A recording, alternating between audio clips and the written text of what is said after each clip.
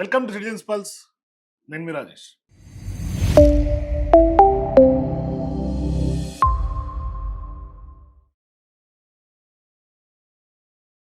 Sir నమస్తే. నమస్తే. Sir నేను రాజేష్ని సార్, హైదరాబాద్ నుంచి. బాగున్నారు సార్? అన్న బాగున్నాను. సార్ ఏం సార్, బీఆర్ఎస్ పార్టీలకు జాయిన్ అవుతున్నట్టుగా వార్తలు వస్తున్నాయి. ఏదో ఒక దాని మీద కావాలి కానీ ఇంకే నిర్ణయం లేదు. సార్ సార్ ఏదో ఒక దాని మీద కావాలి కదా, ఇంకా నిర్ణయం లేదు ఎటు.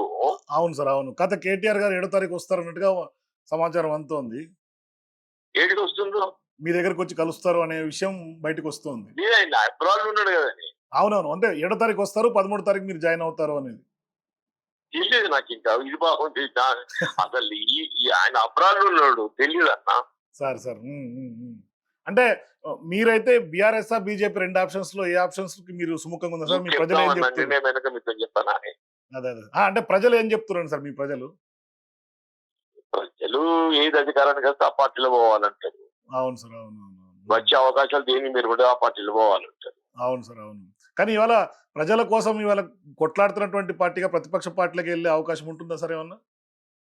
మరి ప్రతిపక్ష పార్టీకి పోతాం, ఇంకెటు పోతాం? ఇప్పుడు స్టేట్ లో అధికారంలో కాంగ్రెస్ ఉంటే దానికి వ్యతిరేకం పోతే ప్రతిపక్ష పార్టీ పోయినట్టుగా ఏ పార్టీ అయినా. అంటే ప్రతిపక్ష పార్టీలో క్రియాశీలకంగా ఉన్నది బీఆర్ఎస్ కదా సార్, బీజేపీ కంటే అట్లా చూసుకోవాలా? ఏదైనా ప్రతిపక్ష పార్టీకి అధికారం వదులుకొని పోతున్నాం, 30 మాసాల అధికారాన్ని నేను. అవును సార్, అవును అవును. తర్వాత ఏమైతే దేవునికి ఎరగగాని సార్ ఇవాళ 30 మాసాలు అయితే నేను రోడ్డు మీద ఉండడానికి పోతున్నా. అవును సార్, అవును. కానీ ఎన్నో ఒడిదుడుకులు చూసి ఇవాళ మీరు ఏ పార్టీ అని ఏమైనా నిర్ణయించుకోవడం కొద్దిగా ఇబ్బందికరంగా మారినటువంటి పరిస్థితి ఏమైనా ఉంది సార్ ఈ వయసులో? అట్లేం లేదు, అట్లేం లేదు.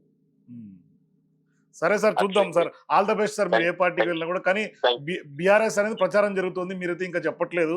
జీవన్ రెడ్డి గారు ఇవాళ రాజకీయంగా దుమారం రేపారు తెలంగాణలో. సో ఆయన సుదీర్ఘకాలం 40 ఏళ్ల పాటు, అంటే 4 దశాబ్దాల పాటు కాంగ్రెస్ పార్టీతో ఉన్నటువంటి బంధాన్ని తాజాగా తెంపుకున్నారు. అట్లాగే భారీ స్థాయిలో ఆరోపణలు చేశారు. కాంగ్రెస్ పార్టీలో జరుగుతున్నటువంటి, అంటే కాంగ్రెస్ పార్టీలో ఇవాళ ఒరిజినల్ కాంగ్రెస్ పూర్తిగా నిర్వీర్యం అయిపోతుంది. ఒరిజినల్ కాంగ్రెస్ ని ఇవాళ బయట నుంచి వచ్చినటువంటి నాయకులు చంపేస్తూ ఉన్నారు. అది జీవన్ రెడ్డి గారి ఎపిసోడ్తో స్పష్టంగా కనిపిస్తుంది. అందుకని ఇవాళ జీవన్ రెడ్డి గారు నెక్స్ట్ రాజకీయ మజిలీ ఏంటి అని మనం మాట్లాడాము, అందరూ అడిగారు, అతిపెద్ద రాజకీయ చర్చ జరిగింది. అయితే మొదటి నుంచి అనుకుంటుండగానే ఆయన బీఆర్ఎస్ పార్టీలోకే వచ్చే అవకాశాలు ఉన్నాయి, బీఆర్ఎస్ పార్టీలో జాయిన్ అవుతున్నారు అని మనం గతంలో కూడా మనం మాట్లాడుకున్నాం. ఆ దిశగానే ఇవాళ బీఆర్ఎస్ పార్టీలోకి ఆయన ఎప్పుడు రాబోతున్నారు అనే డేట్ అయితే ముహూర్తం ఫిక్స్ అయిపోయింది. ఆయన ఏప్రిల్ 13వ తారీఖు బీఆర్ఎస్ పార్టీలో అధికారికంగా జాయిన్ కాబోతున్నట్లుగా ప్రచారం జరుగుతోంది. మనకు కూడా కొంత సమాచారం అంత ఉంది. అయితే ఆ యొక్క బీఆర్ఎస్ పార్టీ వర్కింగ్ ప్రెసిడెంట్గా ఉన్నటువంటి కేటీఆర్ గారు ఏప్రిల్ 7వ తారీఖున స్వయంగా జీవన్ రెడ్డి గారి నివాసానికి వెళ్ళి పార్టీలోకి ఆహ్వానించబోతున్నట్లు కూడా తెలుస్తుంది. మరి ఇదంతా కూడా కేటీఆర్ గారు వెళ్ళటం, గతంలోనే బీఆర్ఎస్ పార్టీ నాయకులు కొంతమంది, తులా ఉమా గారు ఇట్లా కొంతమంది నాయకులు ఇప్పటికే జీవన్ రెడ్డి గారిని సంప్రదించడం, ఆయనతో భేటీ అవ్వటం, ఆయన కూడా కొంత కాంగ్రెస్ పార్టీ తర్వాత నెక్స్ట్ ఆల్టర్నేటివ్ తెలంగాణలో ప్రతిపక్ష పార్టీగా ఇవాళ ప్రజల కోసం ఆహర్నిశలు గొంతెత్తున్నటువంటి పార్టీ, మరోవైపు ఇవాళ కేసీఆర్ గారి నాయకత్వాన్ని బలోపరచాలి అనే ఒక ఉద్దేశంతో ఖచ్చితంగా బీఆర్ఎస్ పార్టీలోకి వెళ్లే సూచనలు ఉన్నట్టుగా తెలుస్తుంది. ఆయన గతంలో కూడా మనకి కొంత హింట్ అయితే ఇచ్చారు. నాడు మార్పు రావాలి, కేసీఆర్ పోవాలనే నినాదంతో ముందుకు పోయారు. ఇవాళ పరిస్థితి చూస్తుంటే మార్పు రావాలి, రేవంత్ రెడ్డి పోవాలనే నినాదం వస్తుందని చెప్పంటారు. బీజేపీలోకి కూడా వెళ్లే సూచనలు ఉన్నాయనే చర్చలు జరిగినప్పటికీ కూడా బీజేపీలోకి వెళ్లే అవకాశం లేదన్నట్టుగానే ఆయన మనతో గతంలో మాట్లాడిన సందర్భంగా ఆయన చెప్పుకొచ్చారు. అయితే ఇవాళ ఎప్పుడైతే ఏప్రిల్ 13వ తారీఖున కనుక ఆయన బీఆర్ఎస్ పార్టీలో జాయిన్ అవుతారో అదే రోజే భారీ స్థాయిలో బీఆర్ఎస్ పార్టీ ప్లీనరీ సమావేశాలని కూడా అక్కడ నిర్వహించాలని కూడా బీఆర్ఎస్ పార్టీ కొంత ఆలోచన చేస్తున్నట్టు కూడా మనకు సమాచారం. మరి నిజంగా ఇవాళ తెలంగాణ రాష్ట్రంలో కాంగ్రెస్ పార్టీకి ధీటుగా ఇవాళ ఏదైనా ఇరుకాటంలో పెడుతోంది ప్రభుత్వాన్ని, ప్రభుత్వంలో ఉన్నటువంటి లోటుపాట్లను, ప్రభుత్వంలో ఉన్నటువంటి స్కామ్లను వెలుకుతీసిన, ప్రభుత్వంలో ఉన్నటువంటి జరుగుతున్నటువంటి భాగోతాలను బయట పెడుతుంది అంటే ఖచ్చితంగా అది ప్రతిపక్ష పార్టీగా ఉన్నటువంటి బీఆర్ఎస్ పార్టీ. ఆ విషయంలో బీఆర్ఎస్ పార్టీ సక్సెస్ అవుతుంది.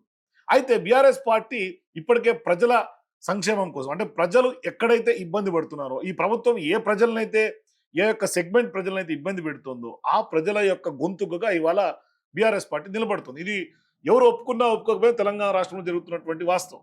అయితే ఇవాళ జీవన్ రెడ్డి గారు కాంగ్రెస్ పార్టీ నుంచి ఎందుకు బయటకు వచ్చారు అంటే ఆ యొక్క నేపథ్యం కూడా మనకు తెలిసింది. ఎందుకంటే ఇవాళ కాంగ్రెస్ పార్టీలో ఆయన 40 ఏళ్ల పాటు ఉన్నటువంటి లీడర్‌షిప్‌ని ఏఐసీసీతో కనెక్షన్‌లు ఉన్నాయి. జాతీయ స్థాయిలో ఆయన ఎంపీగా పనిచేశారు, ఎమ్మెల్సీగా పనిచేశారు, మాజీ మంత్రిగా ఉన్నారు. కాంగ్రెస్ పార్టీ కష్టకాలంలో కూడా ఆయన ఎమ్మెల్సీగా నిలబడేందుకు క్యాండిడేట్ లేకపోతే నిలబడినటువంటి గొప్ప నాయకుడు ఆయన. అటువంటి జీవన్ రెడ్డి గారిని ఇవాళ పొమ్మని లేక పొగబెడుతున్నారు అని ఆయన స్వయంగా మనతో చెప్పినటువంటి మాటలు ఉన్నాయి. అంటే ఆయన్ని ఇబ్బంది పెట్టి అంటే ఎంపీగా ఓడిపోయినంత మాత్రాన ఆయన లీడర్‌షిప్‌కి కొంత వాళ్ళు ఇబ్బంది పెట్టడం, మరోవైపు బీఆర్ఎస్ పార్టీలో గెలిచినటువంటి డాక్టర్ సంజయ్‌ని కాంగ్రెస్ పార్టీలో తీసుకోవటం, మరి ఆయనేమో బీఆర్ఎస్ పార్టీ ఎమ్మెల్యేగా అసెంబ్లీ స్పీకర్ గుర్తించడం, ఇదంతా కూడా జరిగింది రాజకీయంగా.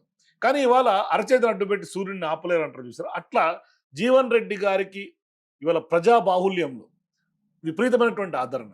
అంటే ఇప్పటిదాకా ఏ రోజు కూడా వైట్ పేపర్ లాంటి పొలిటికల్ కెరీర్ జీవన్ రెడ్డి గారిది. అంటే ఎక్కడ కూడా కరప్షన్ చార్జెస్ గానీ, లేదంటే గనుక ఎటువంటిది లేదు. అంటే కేవలం ప్రజల కోసమే ఆ యొక్క కుటుంబం జీవన్ రెడ్డి గారి యొక్క కుటుంబం ఇవాళ జగిత్యాలలో సేవ చేస్తా ఉంది.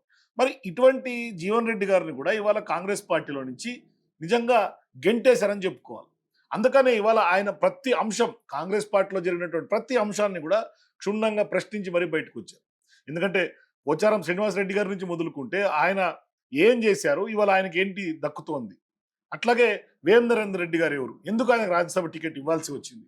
మరి ఒరిజినల్‌గా కాంగ్రెస్ పార్టీకి అహర్నిశలో కష్టపడినటువంటి కట్టర్ కాంగ్రెస్ పార్టీ నాయకుల పరిస్థితి ఏంటి? ఆ కార్యకర్తల పరిస్థితి ఏంటి? మమ్మల్ని నమ్ముకున్నటువంటి కాంగ్రెస్ పార్టీ కార్యకర్తలు వాళ్ళు ఇబ్బందులు పడతా ఉంటే మీరు కాంగ్రెస్ పార్టీ ఏం చేస్తుంది? ప్రజల్లోకి ఏం మొఖం పెట్టుకొని వెళ్ళాలి అని నిలదీసినటువంటి నాయకుడు జీవన్ రెడ్డి గారు. సో ఇప్పుడు ఆయన బీఆర్ఎస్ పార్టీలోకి వస్తుందంటే ఖచ్చితంగా బీఆర్ఎస్ పార్టీకి ఒక గొప్ప అవకాశం. ఇప్పటికే బీఆర్ఎస్ పార్టీ పోరాటాలు బీఆర్ఎస్ పార్టీ కొత్త కాదు. బీఆర్ఎస్ పార్టీని బెదిరించి బ్లాక్‌మెయిల్ చేసి లేదంటే కేసులతో బెదిరించాలని రేవంత్ రెడ్డి గారు చూస్తున్నారు. ప్రతినిత్యం ఇవాళ బీఆర్ఎస్ పార్టీ నామజపం చేసుకుంటూనే కేసీఆర్ గారి నామజపం చేసుకుంటూనే రేవంత్ రెడ్డి గారు ప్రతిరోజు పూట గడుపుకుంటూ ఉన్నారు. ఇది రాజకీయంగా మన కంటికి కనిపిస్తూనే ఉంది. అందుకనే ఇవాళ చెట్టు పేరు చెప్పి పళ్ళు అమ్ముకోవాలని చూస్తారు. అట్లా కేసీఆర్ గారి పేరు చెప్పుకొని లీడర్‌గా ఎదిగినటువంటి వ్యక్తి రేవంత్ రెడ్డి గారు. ఇప్పుడు ఆ యొక్క కేసీఆర్ గారి లీడర్‌షిప్‌ని బలపరిచేందుకు మరోవైపు జగిత్యాల్లో ఇవాళ నిజంగా కూడా ప్రజల యొక్క మద్దతు ఆయన రిజిగ్నేషన్ చూడొచ్చు. మీరు ఎన్ని వందల వేల మంది వచ్చారు ఆ రోజు.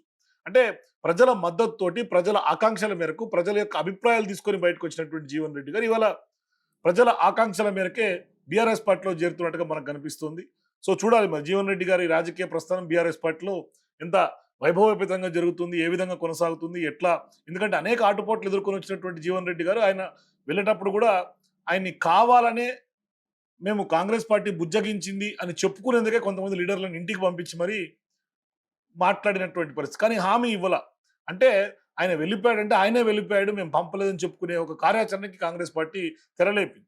అందుకని ఇవాళ జీవన్ రెడ్డి గారు ఆయన ఎన్నో అవమానాలు భరించిన తర్వాత ఆయన బయటకైతే వచ్చారు కాబట్టి ఇప్పుడు ఆయన బీఆర్ఎస్ పార్టీ జాయిన్ అయ్యేందుకు ముహూర్తం ఫిక్స్ అయినట్టుగా తెలుస్తుంది. మరి చూద్దాం మరి 13వ తారీఖు ఏం జరగబోతుంది. ఎందుకంటే కేటీఆర్ గారు 7వ తారీఖు వెళ్ళి కలవబోతున్నారు కాబట్టి జీవన్ రెడ్డి గారితో ఫర్దర్‌గా రాజకీయంగా ఎటువంటి ప్రయాణం ఉంటుంది? మరి జీవన్ రెడ్డి గారు బీఆర్ఎస్ పార్టీలో ఎంత క్రియాశీలక భూమిక పోషించే అవకాశాలు ఉంటాయి? బీఆర్ఎస్ పార్టీకి ఎంత మేరకు ప్లస్ అయ్యే అవకాశాలు ఉంటాయి? మీ అభిప్రాయాల కింద కామెంట్స్ తెలియజేయండి. For more videos please watch citizens pulse.